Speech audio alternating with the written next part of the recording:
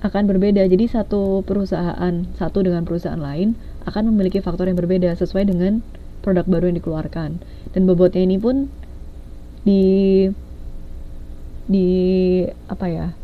ditulis berdasarkan dengan penilaian dari beberapa orang tadi. Misalkan semakin tinggi nilainya itu berarti dia semakin bagus, 0,05, dan totalnya harus 1. Jadi bobotnya ini terserah mau diberi nilai berapapun itu terserah. Yang penting dari faktor pertama hingga faktor terakhir nilai bobot ini tidak boleh lebih dari 1. Dan semakin tinggi poinnya itu berarti menandakan bahwa faktor itu semakin baik, semakin penting untuk produk baru. Dan kemudian kita mulai nilai menggunakan skala Likert 5 sampai 1. 5 itu sangat baik dan 1 itu untuk kategori yang sangat jelek untuk di dalam produk baru. Kemudian kita kalikan dari bobot dengan nilai. Nah, ini 0,05 dikalikan 4, 0,05 dikalikan 3. Ini kita kalikan, masuklah ke dalam nilai. Kemudian kita hitung. Ini ada perhitungan di metode faktor tertimbang. Setelah kita hitung, setelah dikalikan tadi, ini ada rumusnya. Bagaimana cara menggunakan rumus itu? Ternyata dari sini, setelah kita kalikan 0,5 kali 4, 0,05 kali ini tinggal ditambah saja semuanya. Dari kolom nilai ini tinggal dijumlah semuanya. Jadilah 3,75.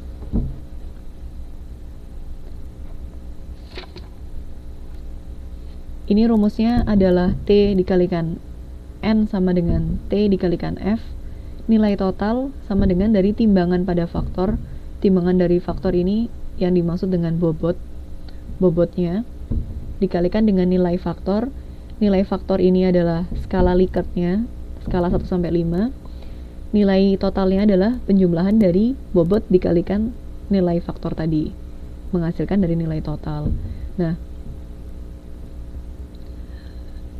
produk baru biasanya sebuah perusahaan itu tidak pada tahap penyaringan itu ada beberapa kategori produk baru. Misalkan perusahaan itu akan membuat laptop baru.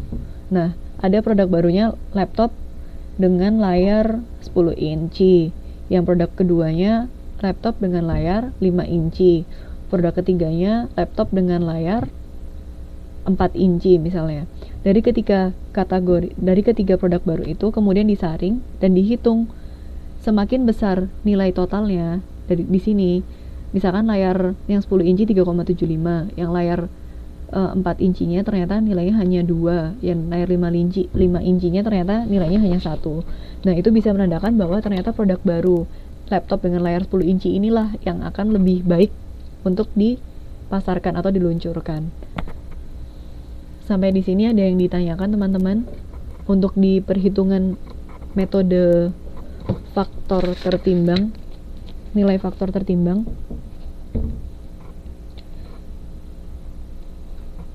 ini biasanya untuk produk-produk baru, menghitung bagaimana nilai produk baru yang akan dijual oleh perusahaan.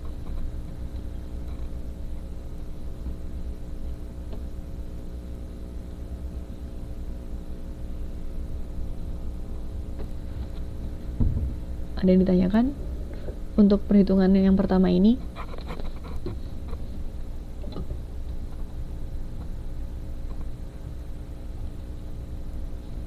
Masih oke ya? Kita lanjut kalau masih oke. Ini ada tahap analisis bisnis. Tahap analisis bisnis itu adalah yang tadi tahap penyaringan. Yang kedua adalah tahap analisis bisnis. Ada 5 tahap kan yang tadi di daur pengembangan produk baru itu. Nah, tahap analisis bisnis ini adalah suatu studi mendalam tentang kemampuan laba potensial dari produk baru.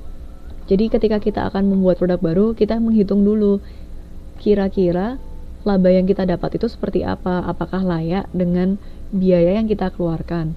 Kalau misalkan tidak layak, terus kenapa produk itu dijual? Jadi seperti itu.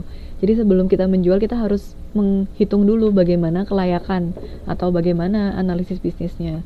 Ada 4, ada break even dan payback period, ada return on investment, ada discounted rate of return, dan ada project number atau angka proyek. Nah, yang pertama adalah break even point dulu. Apa sih break even point itu? Ternyata break even point itu adalah suatu keadaan di mana dalam suatu perusahaan itu tidak mendapatkan untung dan tidak mendapatkan rugi, atau biasa disebut dengan impasse. Jadi break even point adalah ketika perusahaan itu tidak untung tidak rugi. Jadi perusahaan itu harus menjual harga berapa dan menjual sejumlah berapa produk ketika sehingga ia tidak mendapatkan rugi dan tidak mendapatkan untung. Jadi titik impasse. Nah, itu disebut dengan break even point. Kalau misalkan perusahaan itu, contohnya setelah kita hitung titik BEP-nya itu adalah 5 produk dengan harga 500 NT misalnya.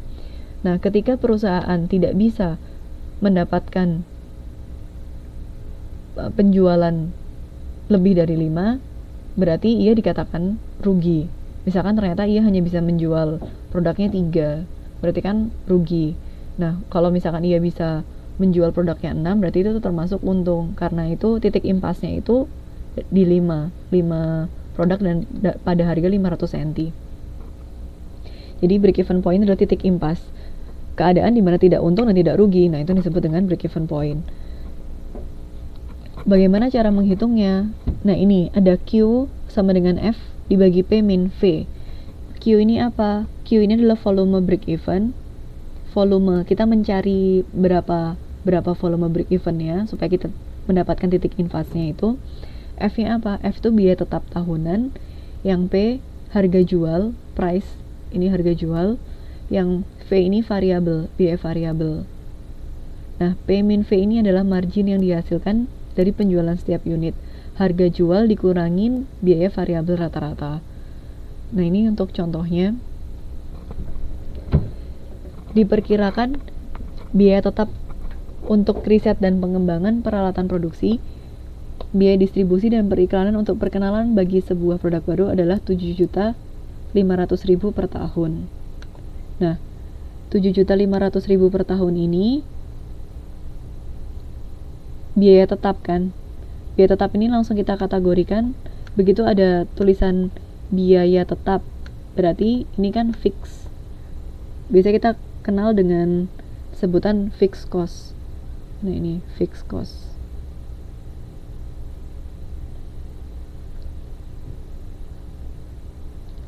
Nah, saya sebut fixed cost di sini. Kalau sudah ada kata-kata tetap, kita langsung ingat saja, oh ternyata ini masuk ke dalam F. Nah, nih. Jika produk tersebut dijual dengan harga 600 per unit, dijual dengan harga 600. Berarti ini masuk P, price. Harganya dijualnya 600. Dan biaya variabel untuk tenaga kerja serta material adalah 350. Biaya variabel adalah biaya yang dikeluarkan untuk menghasilkan produk itu. Nah, ini masuk V. Berapakah volume break even-nya? Setelah kita bisa mengkategorikan, ini udah ada kata-kata tetap, oh dia masuk F. Harganya 600 P. Dan biaya variabelnya 350. Kita masukkan ke dalam rumus ini. Q sama dengan F per P min V. Kita dapatkan 30.000 unit.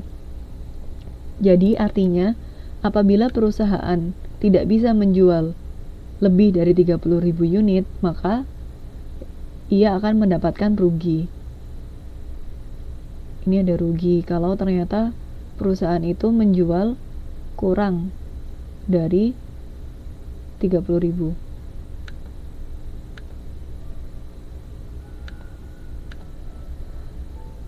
Kurang dari 30.000.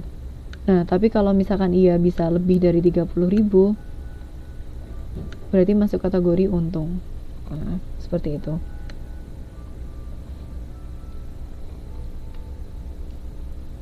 Sampai di break even point masih paham? Kita mulai Mbak Jueria, itu cara untuk mencari titik impasse ya Mbak? Iya, benar sekali. Jadi kita untuk mencari Q di sini adalah titik impasse. Bagaimana cara mencari volume titik impasse? Nah, dari harga biaya tetapnya dibagi dengan harga jual produk dikurangi dengan harga biaya variabel atau biaya yang kita keluarkan. Nah, setelah kita mendapatkan titik impas ini, kita belajar tentang payback. Yang kedua adalah menghitung payback period. Payback period itu adalah sejumlah tahun atau periode yang sama perusahaan akan membayar kembali investasi untuk produk baru. Semakin pendek payback periodnya adalah semakin baik karena perusahaan akan semakin cepat dalam meningkatkan labanya. Jadi maksudnya ketika kita akan melakukan investasi untuk produk baru, itu berapa sih waktu yang dibutuhkan perusahaan untuk mendapatkan kembali investasinya. Misalkan kita menginvestasikan 5 juta untuk membuat produk, kita mengeluarkan uang 5 juta. Mbak, layarnya belum ganti. Iya, layarnya belum ganti, ini masih yang ini, Mbak. Jadi misalkan kita mengeluarkan uang 5 juta. Nah, 5 juta itu akan kembali dalam waktu berapa tahun. Nah, itu yang disebut dengan payback period. Nah, ini untuk cara menghitungnya. Ada F sama dengan 1 sama dengan P min V dikali Q. F ini biaya tetap total, yang P ini adalah harga ditetapkan dalam tahun karena ini biasanya tahunan. Jadi V biaya variabel per unit, dan Q adalah jumlah penjualan yang diharapkan. Yang di sini ada kata-kata yang diharapkan karena kita masih merencanakan. Jadi kita mengharapkan berapa harganya, berapa biaya variabelnya, berapa jumlah penjualan yang kita harapkan. Nah, ini contohnya. Diperkirakan, karena kita masih akan membuat produk baru, jadi masih ada kata-kata diperkirakan. Diperkirakan bahwa biaya tetap total untuk membuat produk baru adalah sebesar 25 juta. 25 juta. Ini masuk ke dalam biaya tetap total. Angka 1 itu sudah dirumuskan, apa bisa berubah, Mbak? Nah, itu sudah dirumuskan, Mbak, angka 1-nya.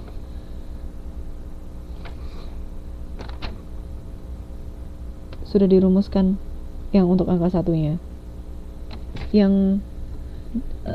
Dan harga biaya variabel serta jumlah penjualan yang diharapkan dapat dilihat perkiraannya dalam tabel 5.9. Dalam hal ini, margin kumulatif melebihi biaya tetap total pada tahun ketiga. Jadi payback period untuk produk baru adalah 3 tahun. Nah, ini untuk lebih tepatnya, lebih jelasnya kita munculkan tabelnya.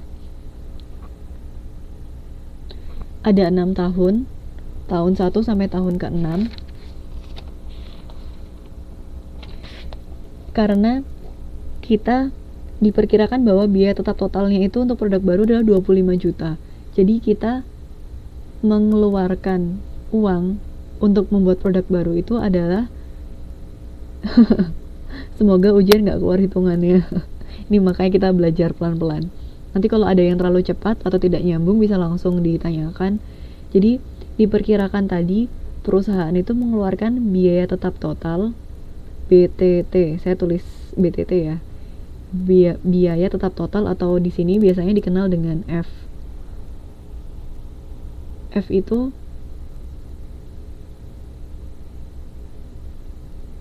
uh, 25 juta.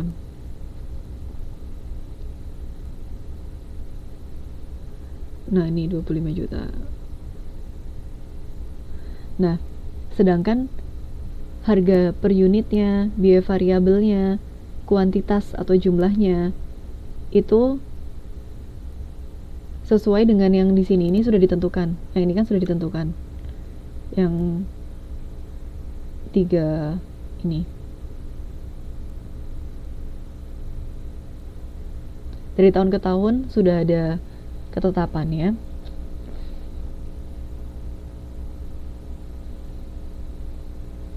Bagaimana cara menghitung margin per tahun ini? Di sini ada rumus margin per tahun ini. Biasanya kita kenal juga dengan keuntungan. Jadi perbedaan antara harga yang kita dapat dikurangi dengan biaya yang kita keluarkan. Jadi di sini jumlah unitnya adalah 20.000. Untuk mendapatkan margin ini adalah P dikurangin V dikalikan jumlah unitnya. 600.000 dikurangi 350 dikalikan 20.000, hasilnya 5 juta.